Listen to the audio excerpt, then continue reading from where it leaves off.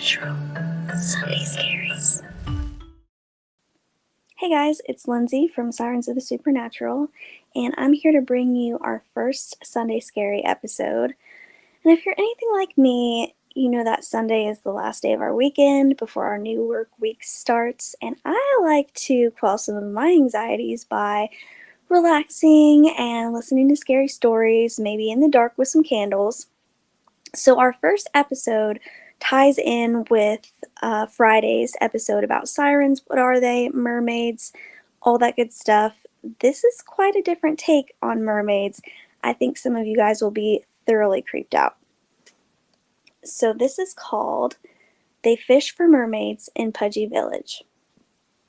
I found this on Reddit when I was looking for mermaid encounters, true stories. Now this one's just a story. It's not a true story, but it is very, very spooky. So let's get into it.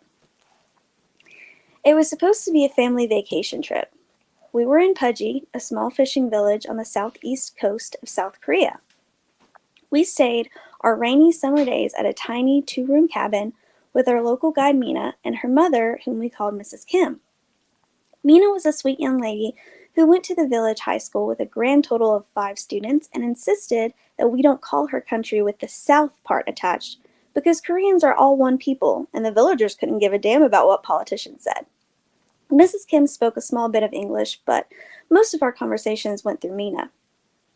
We had chosen Paji instead of Seoul or Busan or even Jeju Island because I thought it would be a quaint little retreat from the bustling haste of city life, and because my husband Eric wanted a place where he could finally teach James how to fish. On the day we arrived, James complained about the size of our homestay in the way that 9-year-old boys tended to, but he grew quiet when Mina and Mrs. Kim carried a short-legged table laden with our dinner out from the kitchenette. Fish, rice, seaweed broth, Mina said as she set down the table and sat cross-legged on the floor. It's the quintessential meal. Don't need much more than that to be happy and healthy. The fish was a giant grilled yellowtail, one for the whole table, long and plump and crackling at its silver skin. As we ate, Eric raved about how fresh the fish was and how perfectly tender the white flesh had turned all the way through. James struggled with his chopsticks. It was my first time picking apart a whole fish like this, but Mina and Mrs. Kim taught us how to pluck out the cartilage, holding the fins in place, and where to watch out for tiny thorn-like bones hidden in the meat. When we had eaten our way to the yellowtail's backbone, where rows of thin, delicate ribs spread over the remaining half of the flesh, Eric grabbed the fish by its tail and started to flip it over so we could get to the other side. Mrs. Kim's eyes widened and she hastily stopped him, barking something in Korean. "Don't flip the fish," Mina translated. Eric quickly let go of the fish and let it flop back onto the plate, looking mildly embarrassed, like he had offended someone at the table. "Why not?" he asked. "It's bad luck," Mina said. "If you flip over a fish on the plate, tomorrow the waves will flip over a boat out at sea." James snorted, and I shot him a look. Mrs. Kim muttered something that Mina didn't bother to translate. We watched as she snapped the backbone of the fish at its head and its tail with the tips of her chopsticks, and then lifted the whole thing out, a string of white needle bones like a fine-toothed comb. "When you're out here, you learn the ocean is as ancient and indifferent as any god," Mina said quietly. "Maybe you'll see for yourself. We need all the luck we can get." The next morning after breakfast, Mina and Mrs. Kim walked us out to the beach. Lined up 10 or 20 yards from the rocky shoreline were half a dozen tarpaulin canopies, and underneath them, baskets of freshly caught fish with cardboard price tags propped up next to them.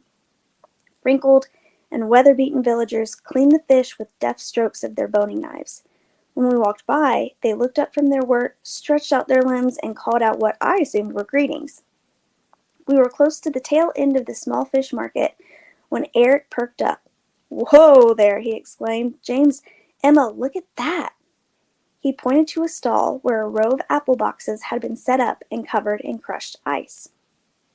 Sitting on the bed of ice was a massive black fish, easily as long as I was tall. It had shining scales the size of pennies, a long tapered tail that fanned out into bony spines at the end, and more fins on its body than I had ever seen on any fish swimming in an aquarium. like it needed extra pairs of limbs to propel its giant body through the water. When we walked closer to it, I saw that its gaping mouth was like that of an anglerfish or some other grotesque deep-sea creature, disproportionately large and filled with rows of needle-like teeth. Its bulging eyes were milky white. "What is it?" Eric said, leaning over the thing and carefully inspecting its ugly maw. "I've never seen anything like it." "That's no surprise," Mina replied. "It's endemic to Paji. We've got a few odd species of fish, only caught in the waters of this little town. This one's called Eniogogi. En? Eniogogi. One of our more common endemic fish. They must have caught it last night." "Do you eat it?" "Yeah, pricey though. You want to try it?" "How pricey?" I interjected. "And this thing is huge, Eric." "Oh, don't worry," Mina said. "It's sold by the half kilogram. The first cut is the most expensive, though. You'll get the finest meat, but then the rest of the fish doesn't keep too well in the sun." I wasn't exactly sold on eating this ghoulish sea monster, and James didn't look too thrilled either, but Eric happily took out his old leather wallet and started haggling with the old man behind the stall through Mina. The next minute, we were watching the man take a long, thick slice out of the soft belly of the fish that he then skinned, washed, salted, and wrapped in clear plastic before tossing in a bag with some ice. "First catch of the day," Eric said, proudly holding up the bag. With Eric's curiosity satisfied, we headed for the wooden docks on the shore where several small fishing boats were tethered to posts with lengths of rope. Mina and Mrs. Kim led us to one of the boats, a white one with blue painted insides and some Korean characters stenciled on the bow. Mrs. Kim took her seat at the steering wheel, and Mina went around the back and started the engine. "You drive the boat yourselves?" I asked. "Of course," Mina said. "My mom's a great driver. All widows in Pudgy know how to drive boats and catch fish." We got in the boat, and Eric handed James his first fishing pole. Mina sat down next to me and opened up a compartment near the back of the boat, and as we puttered away from the shore, she pulled out a long black contraption that looked unsettlingly similar to a hunting rifle. "It's a spear gun," she said, cracking a smile at my apparent discomfort. "For emergencies." "Emergencies? Hey, I want a spear gun," James cried, waving his fishing pole. "Trade with me." Mina laughed. "Not a chance, kid." Mrs. Kim drove us out to open waters and the lukewarm sea breeze. Mina opened up a small matchbox filled with some kind of grub and helped Eric and James bait their hooks. We spent the afternoon fishing. The catches were easy and surprisingly sufficient to entertain James for hours on end. The flopping of the fish and our growing collection of young bass and yellowtails slowly becoming a game. I watched as James and Eric competed to catch the biggest fish, until Mina covertly handed me a bundle of fishing line with a giant orange worm skewered on the hook. The 13-inch bass I managed to pull up with it dwarfed the competition. In the early evening, we returned to the cabin, made a feast of our haul, and gathered around the short-legged table. As much as we were eager to taste the fruits of our labor, more than anything, we were curious about the thick steaks Mrs. Kim made out of the strange Eniogogi fish. After a quick sear on the skillet, the fatty red flesh gave off a mouth-watering scent. "It's like the best tuna," Eric said through a mouthful. "Worth every penny." "Where do you catch it?" I asked. "Same old sea," Mina said, "but unless they're juvenile, they only come out at night with the other odd sea creatures of Pudgy. We have special boats that are strung up with tons of LED lights because they're attracted to the light. They're pretty rare, but catching an Enio is a rite of passage for every Pudgy fisher." "Have you caught one?" "Nah, too young for that experience. It's pretty harrowing. Night fishing is harrowing in general, really. Can really mess you up." "Harrowing?" "My mom's caught one, though," she said proudly, "way back when we still missed my dad." Sitting at the far end of the table, Mrs. Kim quietly picked the bones from the piece of bass on her plate. For the next few days, we fished and ate fish and sometimes sat on the beach while James tried to skip the smooth gray pebbles on the waves. Rain was fickle, and often we had to don plastic ponchos and taste the salty ocean mist until the clouds drained away in minutes' time. At night, when the air grew cooler and drier, we took walks on the shore and watched the fishing boats far out on the ocean, glowing with strings of white lights suspended above the deck. 2 days before we were scheduled to leave, Mina brought out a small grill and told us we would have a barbecue on the beach.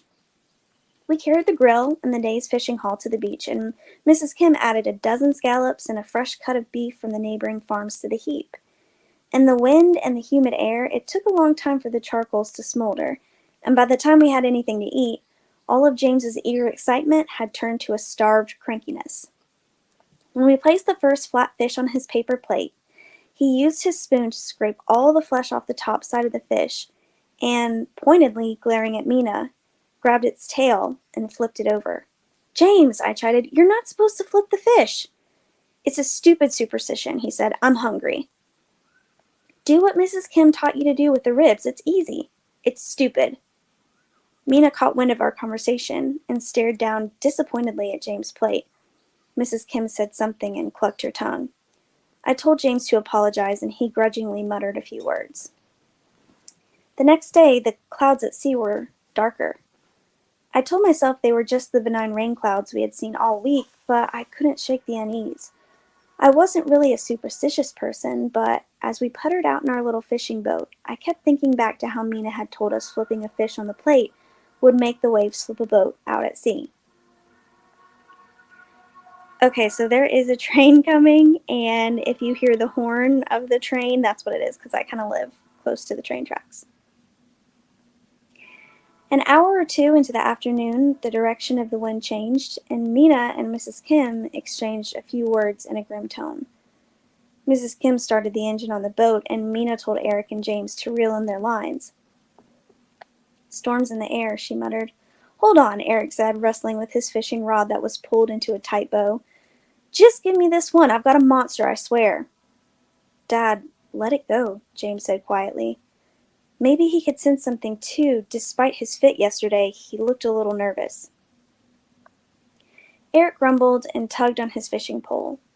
We let him struggle for a couple more minutes before Mina took out a pocket knife and sliced off his line. Eric fell backwards into the boat, rocking us side to side. "That thing's never coming up," Mina said. "We're going home now." "Oh, come on!" Mrs. Kim turned the boat around, and we began to putter back to the distant shoreline. Behind us, I could see the sky rapidly darkening. Thick, cold raindrops began to fall all around us. After a few minutes of racing for the shore, we weren't too far out, and I was starting to think we would make it just fine. And then the winds hit. In what seemed like the blink of an eye, the sky was full of water, and the waves crested higher than the prow of our boat. Mina shouted for us to hold on as the frigid salt water battered our faces and sloshed down our shoes. I gripped the edge of my seat tightly, a task made difficult by the wetness of everything, the raindrops and seawater strangely slippery as if there was something slimy mixed into everything. The boat violently rocked back and forth, every stroke threatening to send us sprawling. When the next wave crested before us, I could swear I saw a dark shape swimming in it. Mina wedged her feet underneath the railing, circling the bottom of the boat, and loaded a long silver spear with a wicked barbed tip into her spear gun. Mrs. Kim shouted in Korean, and Mina shouted back. Masked by the chaos and cacophony, it seemed to appear silently. The boat tipped to the side for half a second, and a massive black fish with glistening scales shot out of the water and opened its gaping, oversized maw lined with rows of needle teeth. It wasn't quite as large as the one we'd seen at the market, but it still cleared 5 feet in length, I was sure. Its eyes were bright yellow with cavernous black pupils, and as the massive bulk of the creature sailed toward our boat, they seemed to scan all of us with an unnerving intelligence. The eyes settled on James a split second before the Eniogogi slammed onto our boat, its scales slick against the seats. Its spiny tail flapped wildly, its jaws thrust forward, and its needle teeth flashed as they parted and snapped shut around James's skinny legs.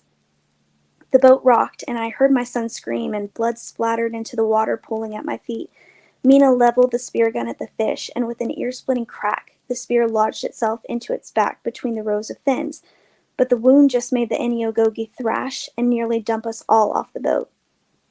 The boat tipped dangerously, and the monstrous fish slid against the slope of the seats until it slipped back into the water with a splash, taking James with it. Thunder roared. Eric screamed our son's name. I climbed up onto the railing without thinking, and before Mina could grab me and pull me back, dove into the water. The crashing waves flooded my nose, and the briny cold sea shot through my sinuses. I kicked my legs to get under the surface and forced my eyes open in the stinging mixture of white sea foam and blood. Underneath the waves, the water felt eerily calm and quiet. In the swirling dark currents 10 feet down, I saw the pale face of my son and the glowing yellow eyes of the Eniogogi. Tiny bubbles came up from James's open mouth as he struggled weakly, his legs caught and bleeding in the Eniogogi's jaws. The Eniogogi unclenched its teeth for just a moment, and James began to float up toward me before the fish swam up underneath him, opened its jaws impossibly wide, and swallowed up his legs. The needle teeth stabbed into James all around his waist, long and sharp enough for there to be no hope for escape, yet short and dull enough not to sever his body in half. The moment the fish bit down, its yellow eyes turned milky white, and James stiffened. I watched because I was paralyzed, and reality had yet to catch up to me. James's mouth stretched wide open, and he let out an unearthly screech, a sound that somehow pierced the water, though he couldn't have had any air left in his lungs. His eyes bulged and twisted and lit up like yellow lanterns. His arms spasmed, and the fish that had swallowed up the bottom half of his body thrashed, like James was still kicking his legs inside its gullet. And then, after some horrible, shuddering contortions, James and the creature began to move together. The fishtail and the rows of fins that had replaced James's legs cut effortlessly through the water. James blinked his yellow eyes and swept his pale, bloodless arms to his sides. I reached out my hand in a desperate attempt to get to him, but his bony white face no longer seemed to recognize me. As a muted splash broke the silence from above me and warm hands grabbed my sides, James turned, flapped the fins of his fish half, and swam away into the murky black depths. We've been in Paji for close to a month now. Eric learned to fish on the nighttime boats like all the widows and the widowers of Paji did when they lost their family and loved ones to the sea. The mature Eniogogi, the ones who found human hosts to attach to, only come out at night under the strings of ghostly white lights on the fishing boats. Every morning, when he comes back from the sea, I greet him in the hopes that he finally found James. The hollow look in his eyes grows with each passing day. Mina was right about fishing for Eniogogi being a harrowing experience. Though he has yet to find our son, Eric did help pull in an Eniogogi from the sea one night, the barbed Kevlar nets digging into his palms and slicing up the yellow-eyed face of a once beautiful woman that emerged from the waves. At dawn, his crew brought the dead Eniogogi to shore, and I watched the town butcher pry open the jaws of the fish and pull out the bony, mummified remains of the woman's legs from its slimy throat. An old fisherman came down to the shore in the morning and claimed the body of his wife. The market vendors took the fish. I spent most of my days staring blankly out at the sea or sitting in the kitchen of Mina and Mrs. Kim's cabin and helping clean fish and clams. Mrs. Kim murmured something in Korean one day as we sat in a row shucking scallops. "She says you should learn to move on," Mina said. "She's right, you know. The night fishers caught my dad 2 months after he was taken. We were hopeful the whole time, didn't want to believe what everyone told us about the monster fish, but they were right. Once the eyes turn yellow, the human inside is gone. It's better to pull it from the water and kill it before it can multiply." I nodded numbly. No one said anything until we had gone through the entire basket of scallops. "It was the fish," I muttered. "The fish he flipped over on the plate, wasn't it?" Mina shrugged.